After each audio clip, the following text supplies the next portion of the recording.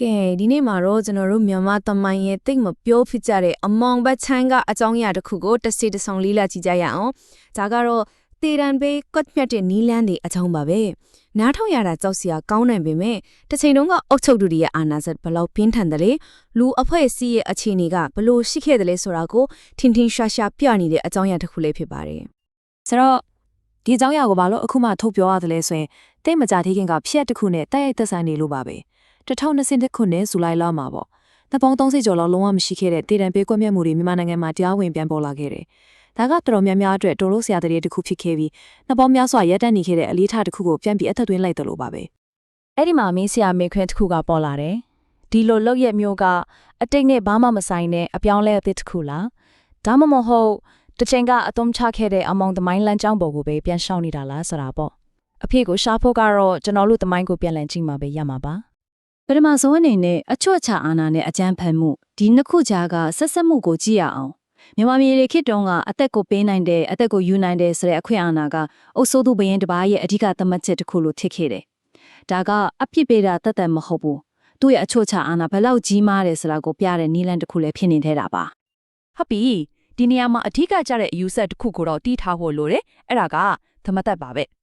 ဲသမတ်ဆိုတာကရှေ့ခေတ်မြန်မာတရားစီရင်ရေးစနစ်ရဲ့အခြေခံကျမ်းတွေပေါ့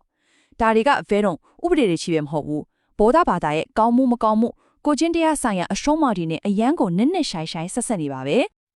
ကဲနောက်တစ်ပိုင်းကတော့တော်တော်လေးစိတ်ဝင်စားဖို့ကောင်းတယ်မင်းမျိုးမြင့်နွယ်ဒီကိုကွက်ပြက်တဲ့အခါမှာတီးတန်းစီးမြင့်တွေကြားမြင့်ချက်တွေရှိခဲ့တယ်သူတို့ရဲ့သွေးကိုမြင့်မြတ်တယ်မြေပေါ်မကျစေရဘူးလို့သတ်မှတ်ထားတဲ့အခါကျတော့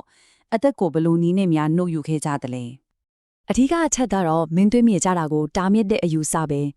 မင်းမျိုးအယောက်ရဲ့သွေးကိုမြေကြီးဖော်ချအောင်တွန်လိုက်ရင်တိုက်ပြေအတွက်နမိတ်မကောင်းဘူးကစိုးရီကြရောက်နိုင်တယ်လို့အပြင်းထန်ယုံကြည်ခဲ့ကြတာအဲ့ဒီတော့ဒီယုံကြည်မှုကြောင့်ပဲမင်းမျိုးတွေကိုတတ်ဖို့အတွက်တော်တော်လေးထူးခြားပြီးရက်စက်ကနီလန်းတွေကိုတီထွင်ခဲ့ရတယ်မင်းမျိုးတွေကိုကွက်မြတ်တဲ့နေရာမှာအတုံးများဆုံးနီလန်းကရင်နစ်ပြီးတတ်တာပဲလုံပုံလုံနေကလည်းအစီအစဉ်တကြပဲပထမဆုံးလက်နဲ့ချစ်တော်တွေကိုတုတ်တယ်ပြီးရင်ကတိပါအိတ်အနီအောင်သေးကိုထည့်ပြီးချုပ်ပစ်လိုက်တယ်ပြီးတော့အဲ့ဒီအိတ်ကိုအိုးအကြီးတစ်လုံးထည့်ပြီးရေထဲနစ်မြုပ်သွားအောင်အလေးတွေနဲ့ဆွဲချလိုက်တော့တာပဲသွေးတစ်ဆက်မှမြေပေါ်မကျဘူးပေါ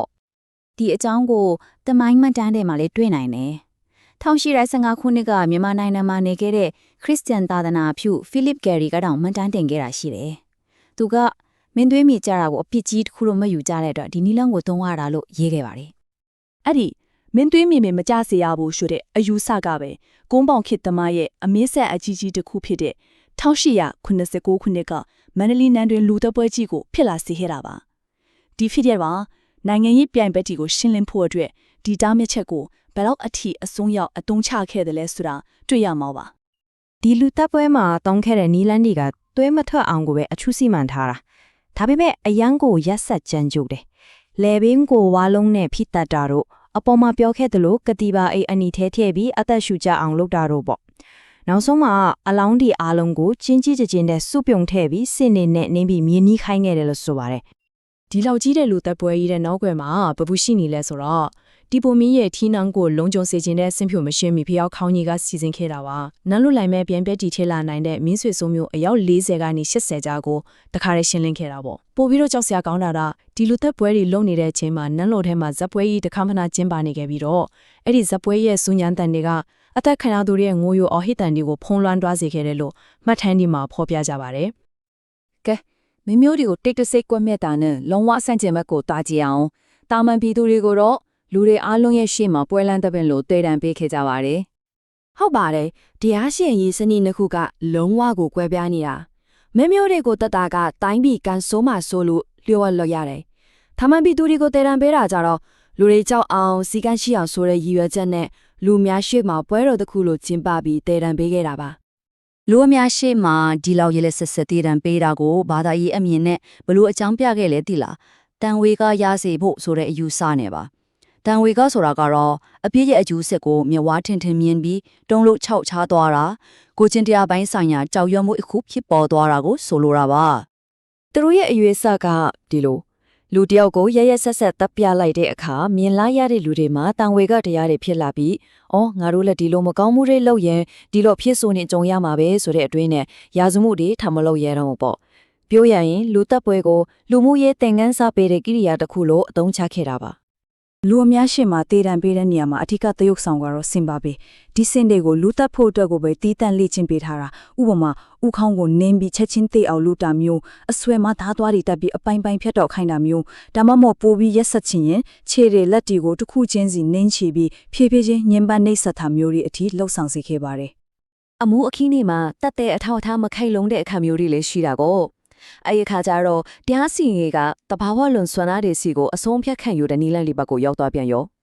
ဟုတ်ပါတယ်တက်တဲ့မရှိတဲ့အခါအဖြစ်ရှိမရှိကိုမီးတိုင်းတို့ရေတိုင်းတို့ခဲရည်ပူကိုဂိုင်ခိုင်းတာတို့ထမင်းကိုတပြိုင်တည်းဝါခိုင်းတာတို့စတဲ့နီးလန်းတွေနဲ့ဆုံးဖြတ်ခဲ့ကြတယ်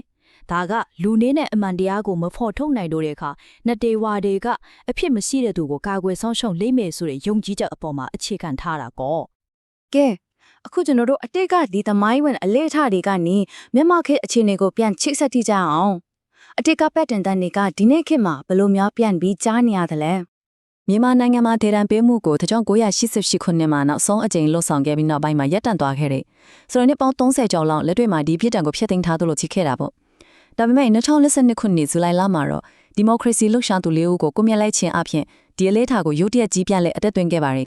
အဲ့2022ခုနှစ်ကတေတံဖြစ်ခန့်ခဲ့ရသူတွေဟာတာမန်လူတွေမဟုတ်ခဲ့ပါဘူးသူတို့ထဲမှာလွတ်တော်မဟောင်းဦးဖြိုးစေရတော်နဲ့88မျိုးစကြောင်းသားခေါင်းဆောင်ဦးကျော်မင်းယူခေါ်ကိုချီမီတို့လိုအကြိုက်ခံရအရိကကြတဲ့ပုံကိုယ်တွေပါဝင်ခဲ့တယ်။ဒါကြောင့်လေဒီကွမျက်မှုနေဟာတာမန်ရာဇမှုထက်နိုင်ငံရေးအရာအလုံးအရေးပါပဲတာမှာ ဒီကွမျက်မှုတွေနဲ့ပတ်သက်ပြီးအမျိုးသားညီညွတ်ရေးအစိုးရရဲ့လူအခွင့်အရေးဝန်ကြီးဦးအောင်မျိုးမင်းကလူသက်သမားမြန်မာစစ်တပ်ဟာဘလောက်တောင်ရက်ဆက်တယ်လဲဆိုတာတက်တည်ပြဖို့တခြားပါတယ်လူသေးလဲဆိုပြီးပြင်းပြင်းထန်ထန်တွန်းပြန်ခဲ့ပါတယ်။ဒါကဒီလိုရက်ကိုတရားစီရင်ရေးတစ်ခုအဖြစ်မဟုတ်ပဲရက်ဆက်ကြမ်းကြုတ်မှုတစ်ခုအဖြစ်ရှုမြင်ကြောင်းနိုင်ငံတကာကိုပြသလိုက်တာပဲဖြစ်ပါတယ် ဒီတော့ဒီသမိုင်းဆိုင်ရာလေလာမှုကိုအဆုံးသတ်တဲ့အခါမှာစဉ်းစားစရာမေးခွန်းတစ်ခုကြံခဲ့တယ်အာနာဘိုင်ဖွဲ့စည်းတစ်ခုကအတိတ်ကတုံးခဲ့တဲ့ဂျန်တန်တဲ့ချင်းချွေနီလန်တွေကိုပြန်ပြီးအသက်သွေးလာတဲ့အခါဒါသူတို့ဖန်တီးခြင်းတဲ့အနာဂတ်ပေါ်ထားရှိတဲ့အမြင်ကိုဘယ်လိုများဖော်ပြနေတာဖြစ်မလဲဒါကတော့ကျွန်တော်တို့အားလုံးဆက်ပြီးတွေးတော့ဆင်ခြင်ရမယ့်အချက်တစ်ခုပါပဲ